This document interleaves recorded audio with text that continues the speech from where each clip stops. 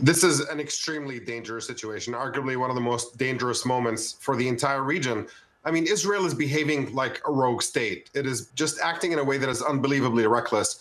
Just think of the context leading up to this moment. Israel is an apartheid regime. It is illegally occupying Palestine for literally decades. It's carrying out a genocide in Gaza for the better part of 2 years now.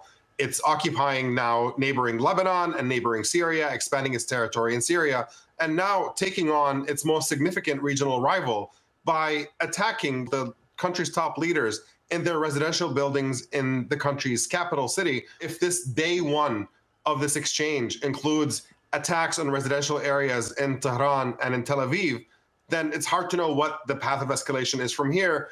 You would think that this would be the peak of it. So it's an extremely dire and dangerous situation that we're in. There aren't going to be any nuclear talks under these current conditions. The only path towards de-escalation is to let this conflict play out and basically see which way it is trending. If it is trending against Iran, I think Israel is going to try to take this all the way in an attempt to either achieve a surrender from Iran or regime change.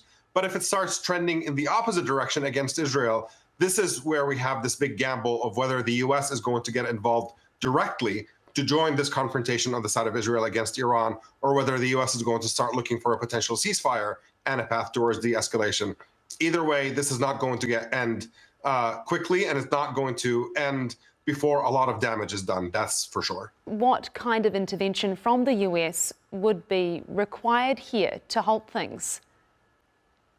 If rational minds ruled Washington, the obvious thing to do here is to intervene to restrain Israel, to force them to end the insane genocide they've been carrying out in Gaza for nearly 2 years, and to say that enough is enough. You can't behave like a rogue regime that behaves however you want. Again, we're looking at a nuclear-armed regime in Israel saying that the reason they're waging war against Iran, which does not have nuclear weapons, on the basis of a so-called nuclear threat. I mean, just the level of hypocrisy and double standard and arrogance that Israel brings to the table, behaving like it's a country that is above the rules and above the law and gets to do whatever it wants. That is a dynamic that has to come to an end in the region if we're going to see long-lasting peace and stability. And it really is on the United States as the only country that has significant leverage over Israel to intervene and put an end to the way that Israel is behaving in the region.